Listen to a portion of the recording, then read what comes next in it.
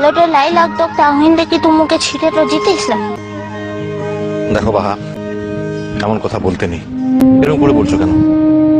যদি আজকে আমি তোমাকে আমার সঙ্গে নিয়ে যেতাম তাহলে কেমন দেখাতো বলো তো? পলাশবনি সবাই তোমাকে এত ভালোবাসে, আর তাদের সকলের সঙ্গে এরকম অনাত্মীয়র মতো ব্যবহার করা যায় বলো? মোটে তোকে ছাড়তে মনটা ইচ্ছেছিল। বাবা, এলো বর্ষহাগী বউ আমার। বরকে ছাড়া এক মুহূর্ত থাকতে পারে না। মু যদি বড় সোহাগে হয়েটা থাকি তাহলে কি তোর কোনো অসুবিধা তো আনছিল কি? লাল কিসের অসুবিধাটা আছে? ফির মুখে ভাঙানছিস তো? লালা ভেঙাঞ্চি কোথায়? ও শুধু তোর মতো তোর ভাষাতে কথাটা বলার চেষ্টা তো করছি। ভালোটা হবে ক্লাই, কিন্তু বুলাটা দিচ্ছি না, খারাপই হলো। এখন তুমি আস্তে আস্তে বাড়ি যাও, আমাকে এগোতে হবে। ট্রেন ধরতে গেলে সন্ধ্যা হয়ে যাবে, স্টেশন অনেকটা দূরে।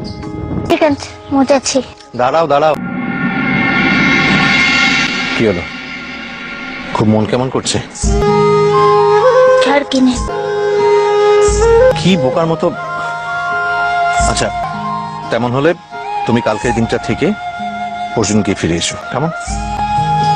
আরে বাবা, তুমি এরকম করলে আমার পড়াশোনা থেকে চলে যেতে ভালো লাগবে বলো?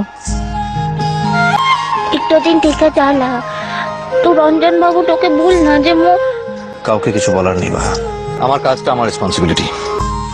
এই যে দেখো না, আমরা কালকে না এসে পোস্টপোন করে আজকে এলাম, এমার্জেন্সি এসে গেল, তাই তো? ঠিক সেরকম ভাবে কালকে কলকাতা আমার একটা জরুরি কাজ আছে, তাই আজ যেভাবে হোক আমার কলকাতা পৌঁছানোটা খুবই জরুরি। মোর একটা কথা আনছে কি? মু তো এখন তোর কাজটাতে থাকবো ক্লাই, তার লেগে বলছে তো, কিন্তু নতুন করে ফিরে কোনো ঝামেলায় জড়াসলা।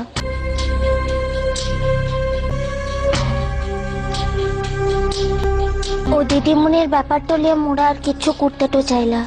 ওই ব্যাপারটা এখন তোমার বা আমার কারোর হাতে নেই বাহা। এ কথার মানে? মানেটা খুবই সোজা। আমি জানতাম তুমি আমাকে এই কাজটা করতে বাধা দেবে, তাই যখন কাল এখানে আসা হলো না তখন আমি থানায় গিয়ে ওদের নামে ডায়েরি করে এসেছি। তো এত বড় কামটা করলে মুখে লাভ হলে? আর মুঝে সেদিন অত বড় কড়া করে সকলের কাছে বললাম যে মোর মরদের করতে মোর জোরটো আনছে, থানা পুলিশ তো করতে দিব ক্লাই? এত কিছু ঘটার পরে যদি আমি চুপ করে থাকতাম তাহলে আমি নিজেকে নিজে ক্ষমা করতে পারতাম না বাহার। নিজের চোখে নিজের ছোট হয়ে যেতাম, আর এইভাবে বেঁচে থাকার থেকে আমার কাছে মরে যাওয়াই ভালো। কি বলতে লেগেছিস তো? এই সময় এখানে দাঁড়ায় নিসব কোথায় লাভ উল্লাই চলছে খেলা? দেখো বাহা, একটা কথা, কেউ যদি প্রতিহিংসা পরায়ণ হয়ে বারবার আমার স্ত্রীর গায়ে হাত দেয়, তাকে আমি বারবার শেয়ার করবো তা তো হয় না। আর আমি তো কোনো অন্যায় করছি না, আমি তো আইনের পথে হাঁটছি। তারা যদি চায় তাহলে তারা প্রুভ করুক, তারাও প্রমাণ করুক যে তারা নির্দোষ, কোনো দোষ করেনি। মো এই সকল কিচ্ছু কোনোদিনের লিখে চাইলাই উঠছে বাবু। তুমি না চাইলেও ওরা চেয়েছে। এক পক্ষের চাওয়া না চাওয়ার উপরে সবটা নির্ভর করে না বাহা। এনিওয়ে, এসব নিয়ে তুমি এখন মাথা ঘামিও না। আচ্ছা, আমি তাহলে এবারে এগোই। হে, সাবধানতে যাস কিনে। মাত্র একটা দিন তো মাঝখানে বা, তারপর তো আমি আবার আসবো, নিয়ে যাবো তোমাকে। মন খারাপ করো না। দেখি, একটু কাছে এসো। না, কেউ দেখে তো ফেলবে। তাতে কি? কেউ দেখে ফেললেও যে তোমার কিছু যায় আসে বলে তো আমার মনে হয় না।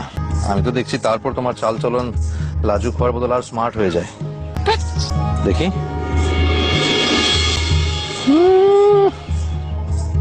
আবার লজ্জা পাওয়া হচ্ছে।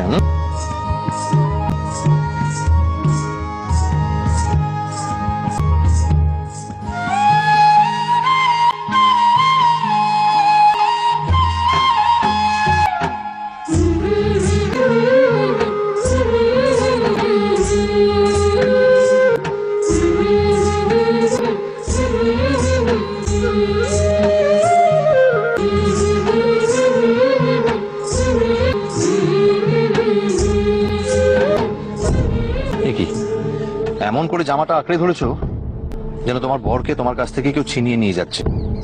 নিতেও তো পারে ক্লাই। কে নেবে শুনি? কার ঘাড়ে কটা মাথা?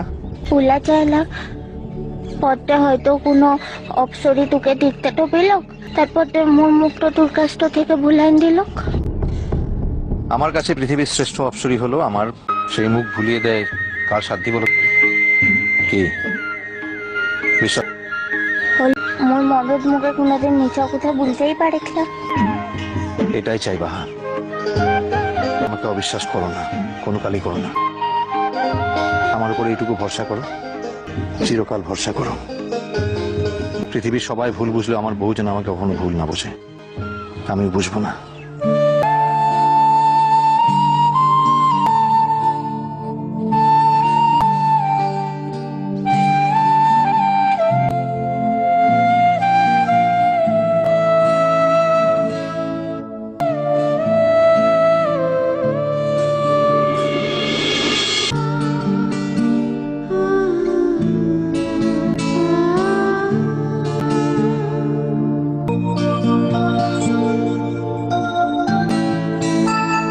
আসি বউ, সাবধানতে যাস কিনে।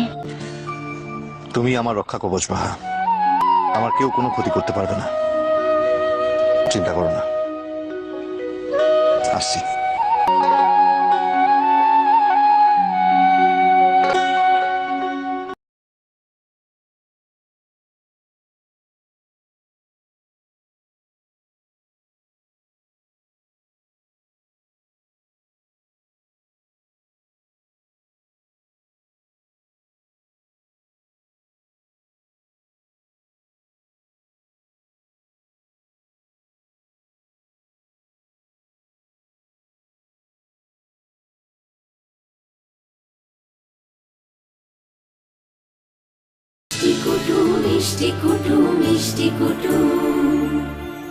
ভিডিওটি সম্পূর্ণ বিনোদনের জন্য তৈরি, ভুল ত্রুটি হলে ক্ষমা করবেন। ভালো লাগলে লাইক, শেয়ার ও কমেন্ট করতে ভুলবেন না। আর চ্যানেলটি সাবস্ক্রাইব করে পাশে থাকবেন। ধন্যবাদ।